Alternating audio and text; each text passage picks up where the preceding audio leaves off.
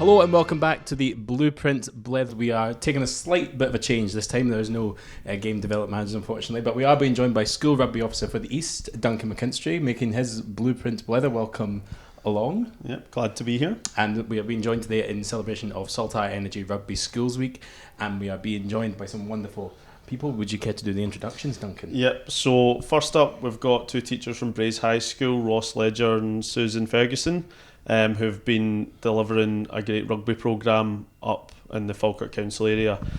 So focus today is just to try and get an insight onto what a great state school rugby programme looks like. The teachers we've got today, not just from the Midlands, have got an insight, are different, they're very established, or they're developing, or they're even just newly started up and have grown quite quickly. So it'd be fantastic to find out how they've done that, what their programme looks like, and just the impact to the wider curriculum that's had. Perfect. So I guess the question is for both of you, how have you done that? Like, how has the rugby programme been going within Braes High School?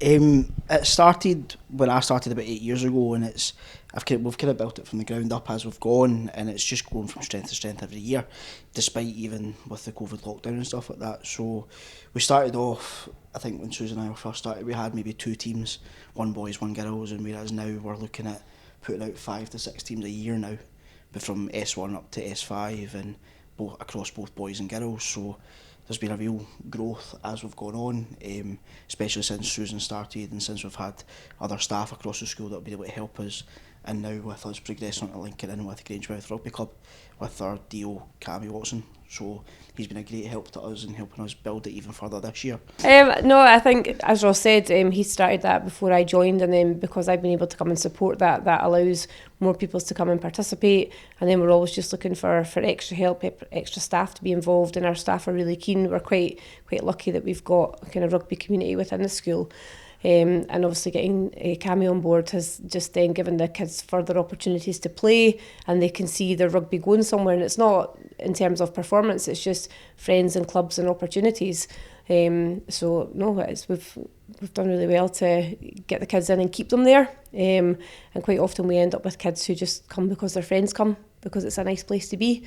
And we've also started to get kids earlier with our transition programmes, so we're getting the kids coming out of B7 where they've had a touch rugby experience at primary, and we're getting that embedded in them before they get to S1, and then we're, as part of their transition into S1, we're like, come and join the kids who are already up at high school, so it's all really familiar for them, so they don't then get put off. So that's just helping grow our numbers and keep our teams going and keep the momentum going.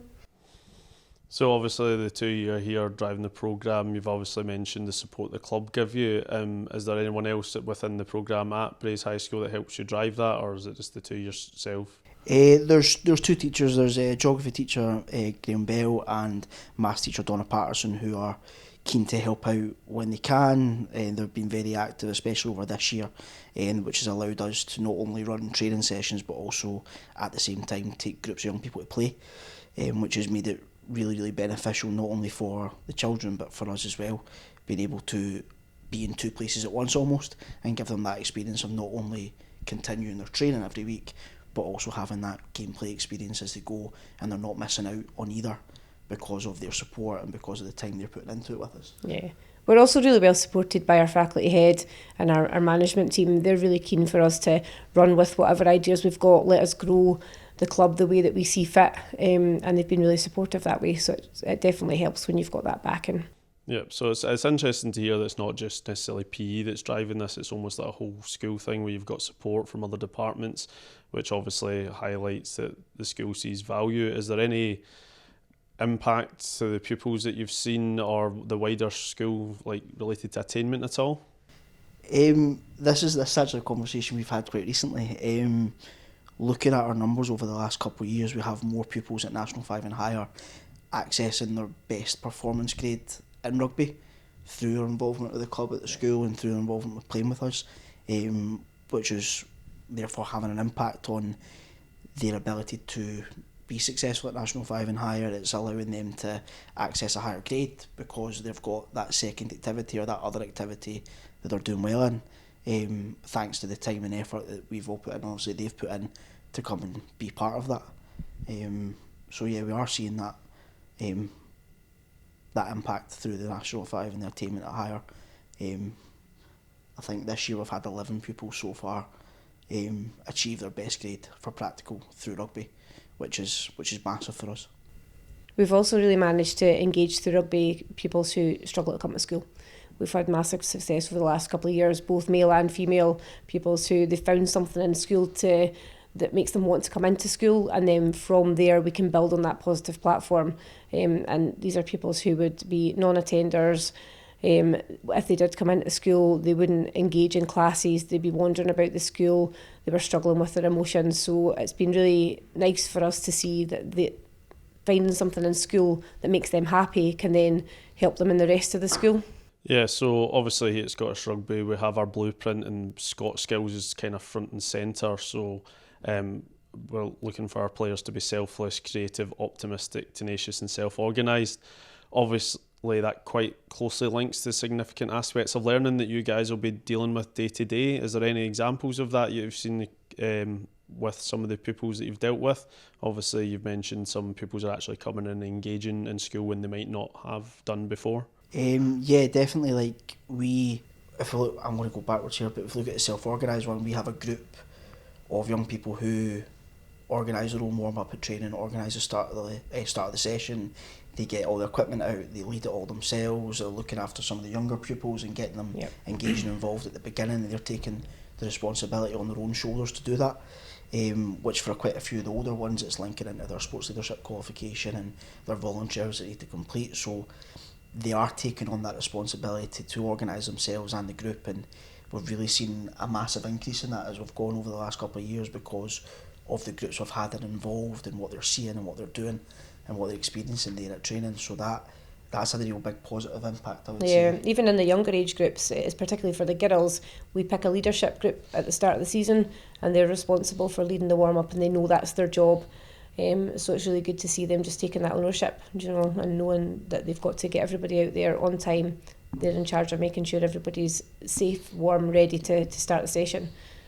So it's really good for them. And to back that up as well, we've had a number of senior pupils over the years who have volunteered their time to referee some of the festivals and stuff we have, and volunteered their time to help coach and lead teams. Like we've got a group of 4 or 5 boys at the moment who are so keen and so reliable and so organised that being there for home tournaments and offering to referee and come to away tournaments just to be there to support and help, because they've had such a good experience at school and they enjoy it so much that they want to pass it on to the younger ones as well, which I think is a real testament to themselves and the effort they've put in, and obviously the time we've put into our programme too. Yeah. So that's a real positive impact. Kids never forget their rugby kit. They forget all their PE kit and their school kit, but they've always got their rugby kit. They come and dump it in the base, but they know if they forget something they can come and talk to us, and they're prepared enough to go, oh, can I phone my mum, or can I get a new gum shield, or so they want to be ready. It's something that they take pride in being ready for. I think in terms of tenacious, I would think we've had the biggest growth in that in our girls section, because we've got a lot of girls who you would never have thought would have wanted to try rugby, let alone stick at it, and they've come up against girls who are training with clubs, who have got schools of rugby in their school, and they've really had to dig deep, keep working, and they're now starting to see the benefit of that, coming to training every week, putting in the effort, and just going out there and not being afraid and giving it their all. So we're really proud of them actually, and how far they've come in terms of their own self-belief and just, no, we can do this, it doesn't matter what they've got. They're so resilient. Yeah, it's really good. I was going to say that is probably, you were just about to answer our last question there, how important is it as well to have that girls section? And you also talk as well about the opportunities then, not just playing rugby, but boys and girls getting into match officiating as well, and trying to further progress their rugby career and not just on the pitch. How important do you think that is for schools to have? I think it's massive for us, because over the years we've had groups of young people who have maybe got to 5th and 6th year and people have left, so there's not really much of a team to be involved with to play, but they've been so ingrained in the programme that they want to be there in any capacity. So there was a girl a few years ago who didn't have anyone else left in her team to play with, but for 2 years she was at every training session, coaching, involving them with touch, and then refereeing games and getting stuck in. I think for them it's developed a wider love of the game and a wider appreciation of the game, and you can see that in the time and the effort they put into themselves coming. And I think it's taught them that responsibility, that confidence to be able to step up and be that person that's the centre of making sure, first and foremost, the games are safe, but also making sure the games are officiated to a good enough standard, which is fantastic. We've had the biggest growth in our girls section over the last few years, because it used to be that training was boys and girls on the same night, and they would just be split into their appropriate teams, and we've had to make a separate night for girls training because there's so many of them, which is really great to see. So it's massively important for them to have that space where they can come and be active with their friends and enjoy what they're doing with no pressure. There's never any pressure to play. It's come up, do your best, learn some new skills, and just we're trying to promote that kind of life skills of being active and looking after yourself. And also that life skill of being able to participate in sport and activity, hopefully beyond school when they leave, but it's that appreciation of the benefits of it physically and mentally and emotionally as they grow and as they compete and as they take part. And it's just about developing that wider person, not just the rugby player. And they get on really well as a group of girls, and the boys actually. Yeah. Like they've all made friends with each other. We bring them to internationals. We bring them to any other events. We've always got a list of people wanting to come because they want to spend time with each other outside of school, which is really nice.